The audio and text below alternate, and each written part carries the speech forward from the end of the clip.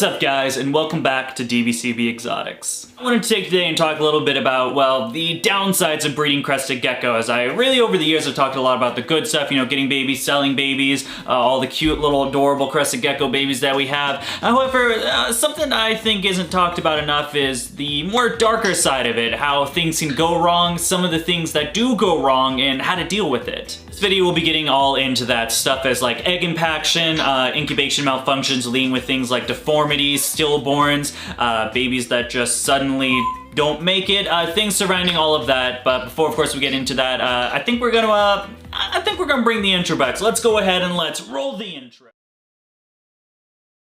So the first thing we'll get into is egg impaction or egg binding, eggs being bound inside the gecko, things of that nature. Now, gecko becoming egg-bound is, it's pretty self-explanatory. It is the instance where a female that is gravid with eggs or even infertile eggs is trying to pass those eggs. However, there is some sort of complication in there, whether it being from a multiple different standpoints that pretty much stem from the same result is the eggs cannot pass, or the female itself cannot pass those eggs. Now, unfortunately, with geckos being egg-bound, it is pretty much a death sentence for them. It's a really sad case. A couple things can happen with the eggs. Eggs that are stuck inside the gecko will either just eventually die and rot inside the animal, leaving it to be sepsis, cause for infection. They could die that way. I've seen eggs break inside the gecko, which is, again, is a great way to lead to sepsis and infection, things of that nature.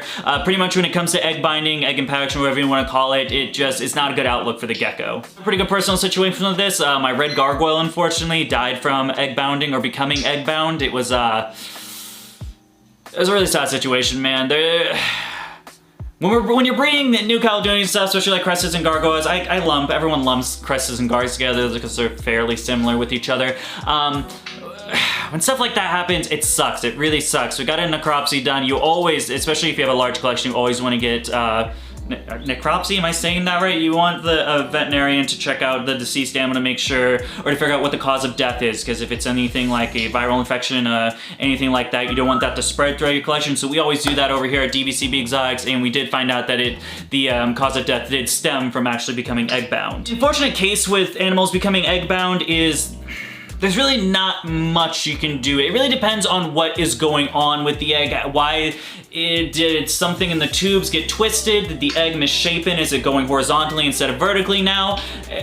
There's a lot of things to take into account. From what I've seen, there's really not much you can do. Lukewarm baths, I don't know, really, like the lukewarm bath and like the gently massaging the area, I personally find that to have more consequences, because again, if that egg is actually bound, or if maybe it's just being a little bit hard to pass, maybe it just needs to take some time, you massaging that area is not only complicating everything, you can get something twisted around, you can rupture one of the eggs, things of that nature.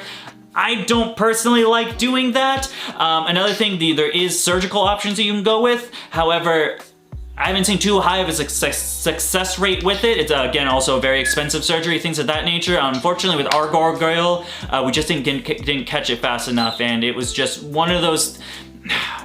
It's such a tricky thing because it's one of those things where it just kind of all of a sudden comes out. And I feel like with egg binding, it's a little more difficult to catch with geckos versus I'll take my ball pythons for instance. With ball pythons, of course, only laying one clutch a year, it's very easy to map out, okay, she ovulated at this time, okay, she did her pre-lay shed, so the egg should come around this time right here. So if those eggs aren't coming, if they're 5, 8, 10 days late, now we need to start looking at what's really going on because she should have passed those eggs by now. However, with crested geckos, of course, laying clutches of 2 eggs monthly for a X amount of time, it's a little bit more difficult to catch unless you're being a very keen eye. This is one of those situations where we saw that, and still, they're just, like I said, there's not much you can do when it happens. It's just kind of a really crap situation. Now, when it comes to preventative care for geckos not becoming egg-bound, like I said, there's a lot of variables that go into egg bounding, so it's hard to pinpoint exactly like what you can do to make an animal not egg bound. Of course, keeping an animal healthy, and of course having proper care for the animal, but of course you guys see here at DBCB Exotics, that animal was extremely healthy, it was well cared for. With that animal, we actually got 6 beautiful babies. I sold 2, I'm keeping 2, and we have 2 more for sale right now. But yeah, with egg binding, it's just one of those... It's always one of those situations that if you're breeding on any type of larger scale, it's gonna happen to you eventually, and it's just one of those things The biggest thing is just keeping a very close eye on them and making sure, like I said, they have the proper care, the proper husbandry, and making sure that animal is healthy. You never want to try to breed an animal that is unhealthy, too skinny, or either too skinny or too obese, overweight. You don't want an overweight animal or an underweighted animal breeding. That's very hard on the reproductive organs when an animal is overweight, putting strain, closening that gap of the tubes that the egg comes out of. Jesus Christ, what am I, like 14? Oh my God. You guys get the gist of it. Keep the animal healthy, proper husbandry, and you shouldn't have too big of a worry. Eggbound, or an animal becoming eggbound it's not super common. You don't see it very often. However, it is a risk when taking into account when trying to breed geckos, and it is something that may happen to your collection or to your breeding projects when you're attempting this. And just to reiterate actually like how uncommon it is, over here at DVC Exotic, we've been breeding geckos for 4 to 5 years now as a business since 2019. Really ramping up since then, and this is actually the first time that I've come across an animal being egg-bound. So again, not as common. It is something that you should be in account or take into account and be aware of before trying to attempt to breed your geckos. The second thing you want to be aware of before attempting to breed crested geckos is going to be geckos becoming stillborn in the egg. Though when we're talking about some of the beginner species for breeding, crested geckos, gargoyle geckos, leopard geckos, things like that, not too much goes into account with these bad incubation. I think that stems from a short incubation period. Again, anywhere in that 60 to 90 days is usually the general gestation period of eggs incubating and becoming babies. So not too much can go wrong if you have the right setup. This isn't thing like Ackie monitors or monitor lizards, some of the higher up things that take, and even chameleon eggs, things like that take months and months, where there's a larger window of things to go wrong within it. Whether you're breeding chameleons or you're breeding crested gecko, you will come across stillborns once in your time. This can stem from multiple situations. Incubation meaning being too humid, not having enough ventilation, not having enough airflow in your enclosure, stuff becoming too stagnant. That can lead to mold. Mold actually penetrates into the egg, gets into the baby, that leads to infection. The baby can die. Buildup of bacteria going in there, that again goes to that same thing of leading to an infection, the baby perishing. Incubation temps. Incubation temps are a huge thing. Personally for me, you guys saw in the thumbnail, I put it in there. We actually had one stillborn this time. It's actually ceases my, I used to have a 100% success rate with my geckos for 2 years going. This is the 1 year I've actually gotten a stillborn gecko, which is a big bummer, man. Big bummer. The real issues that come with that are heat waves play a big factor, especially in this household that I'm in. It's very hard to contain temperatures at a set degree when it's in the lower digits, especially in the summertime. We had a huge temperature spike over here, ranging from a week of basically 95 plus, 90 to 95 degrees, which is very abnormal, and it's very difficult to keep the area cool. We had our egg incubator right by our AC unit. However, we weren't able to keep it cool enough to where it was supposed to be, that 72 to 74 degrees, and it actually spiked to about 80 to 82 for those couple of days. And again, that big temperature difference, that big spike, can really be detrimental to the eggs. And another situation that come for it is drowning actually within the egg. Some geckos, and it's actually a big reason why people cut ball python eggs. Some ball pythons aren't born with an egg tooth. Some break the egg tooth. They're not able to break all the way through the egg, and they actually drown within the egg. The same thing can happen with crested geckos. This one actually clawed its way out, or attempted to claw its way out, but didn't get all the way out. Wasn't able to create enough of a hole or perforate enough of a hole to actually break through the eggshell, and unfortunately drowned in the egg. I'm not over here telling you guys you should cut crested gecko eggs now. Not too sure how you would ever even actually cut a crested gecko egg. However, it is just one of those situations, something you gotta be aware of. It's hard pinning a point on how to preventively make sure that a crested gecko isn't stillborn, because again, there's a lot that plays into it. Even like, you don't want to cut a gecko out of the egg if it just starts clawing, because you assume that it's going to break out. But if you wait that couple of hours, you go to bed, you wake up the next morning, it's still not out, it probably already drowned in the egg until then. And I'm not saying that you want to preemptively cut eggs. I don't think that's the point going in on this. Again, there's a bunch of plays into it: drowning the egg, insufficient incubation medium, insufficient incubation eggs, a lack of airflow, and even just poor genetics. Sometimes the genetics just don't weigh in your favor with the crested gecko. It's not strong enough or doesn't have enough genetic makeup in of itself to actually do simple tasks like break out of the egg. Moving on, let's get into our next topic at hand, which is going to be number 3, deformities with crested gecko breeding. Deformities aren't necessarily an issue if you're like line breeding geckos back to back to back to back. Of course, you're increasing that chance of deformities becoming apparent. However, you really got to get down a couple generations, at least 3 to 4 generations of line breeding. I feel like that's when you start coming across problems. But deformities can come across in multiple different ways, and sometimes it's just a freak thing. Again, sometimes that genetic makeup just doesn't make enough of a difference. Incubation times, incubation medium, there's a lot that plays into it, but you'll sometimes come across geckos that actually have deformities. Well, I was gonna show you guys, I actually do have one deformed gecko I was gonna show you, but he's actually eating a shed right now, so we are gonna leave him alone. I'll get some B-roll later on of him. So when it comes to this specific gecko, in my mind, I really did not have high optimism that he was gonna make it.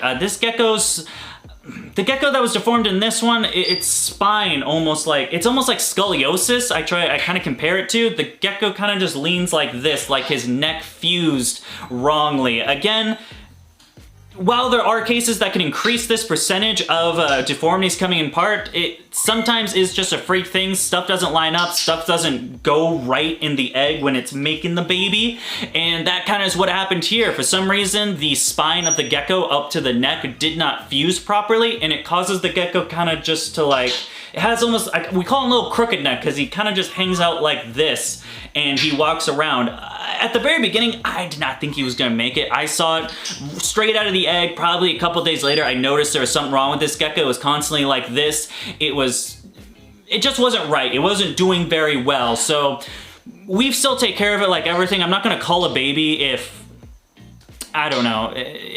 I always feel like it's one of those things, like cull a baby if it's something wrong with it, and if it's something like lethal, if it has some sort of hemorrhage of its intestines are out, things like that, that's something you do want to cull. However, this baby is still living a very healthy life. Even 4 months later, it's still going strong, it's going good, and it's eating. Obviously, it's shedding. I just witnessed the animal eating its shed right out of the gate. It's growing, and things are going good for it. It always becomes a question of what to do with the animal now. Of course, at DBC Vlogs, we have a lot of animals, we have a lot of crested geckos, and all those crested geckos are kind of put to work. They all have a job. That job is to keep DBCB Exotics going, keep giving me babies so I can sell, so I can keep making amazing content, and keep my life and my business and my dream. Things of that nature. So with this kind of gecko,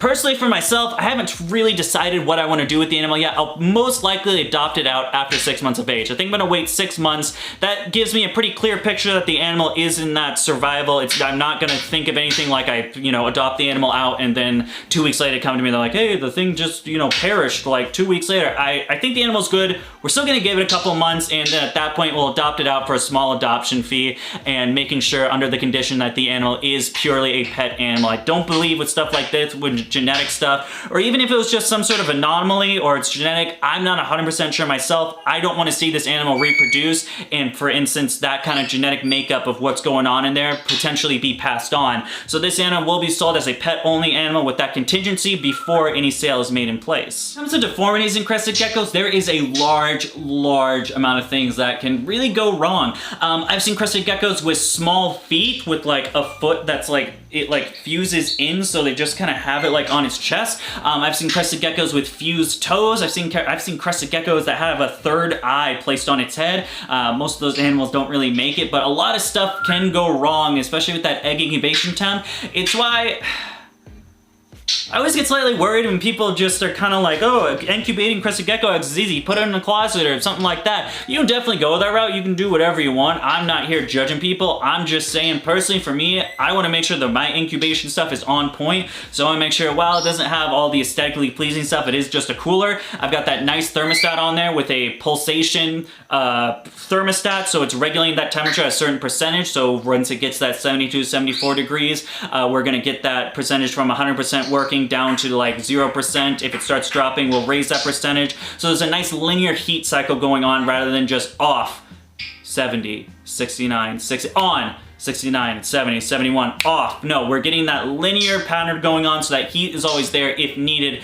versus just letting it drop a couple of degrees on, heat up, off. So we don't want this. I never want this personally in crested geckos with egg, or any egg incubation going like this. You want a nice linear line going in with it. It makes the egg process a lot smoother and it lessens your chances of deformities happening by a lot. So yeah, I think that covers, I think that's a pretty good blanket coverage of everything that goes wrong, or at least least the worst things that can go wrong when breeding crested geckos. It does seem like a little lighthearted thing, and it absolutely is an amazing experience. I think you really need to take consideration before attempting the breeding. Not only is the market overly saturated and just a couple other variables that go into that, however, you do want to weigh out the pros and cons when it comes to actually the nitty-gritty and the bad side of breeding, which stuff does happen, stuff goes wrong, and while it's really amazing to make life and create life and just seeing the full life cycle of a crested gecko, it's also really heartbreaking to see some of the negative things that take place with breeding them as well. But like I said, that is going to wrap it up today. Leave me a comment in the comment section. What do you think about this video, and what is the biggest issue or the worst part that you've noticed if you personally are also breeding crested geckos? As always, if you want to follow me on some more stuff, of course, I'm always on Facebook, Instagram, and TikTok. If you want to check out some of my babies for sale, anything like that, you can hit me up on those two social platforms. Of course, we also have Patreon, patreon.com/dbcbexotics.